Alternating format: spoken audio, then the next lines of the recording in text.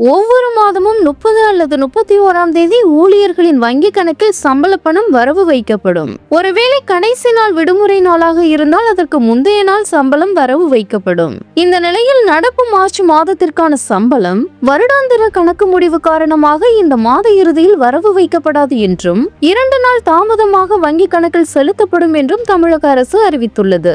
இது தொடர்பாக வெளியிடப்பட்டுள்ள செய்திக்குறிப்பில் கூறியிருப்பதாவது: தமிழக அரசின் கீழ் பணிபுரியும் சுமார் 9.30 லட்சம் அரசு ஊழியர்கள், ஆசிரியர்கள் மற்றும் 7.5 லட்சம் ஓய்வூதியர்கள், குடும்ப ஓய்வூதியர்கள் ஆகியோரது மார்ச் மாத சம்பளம் மற்றும் ஓய்வூதியம், குடும்ப ஓய்வூதியம் ஆகியவை இந்த ஆண்டு ஏப்ரல் 1 வருடாந்திர கணக்கு முடிவு காரணமாக வங்கிகளுக்கு விடுமுறை என்பதால் பணியாளர் மற்றும் ஓய்வூதியர்களின் வங்கி கணக்கில் 2/4/2025 அன்று வரவு வைக்கப்படும் என்று தெரிவிக்கப்படுகிறது.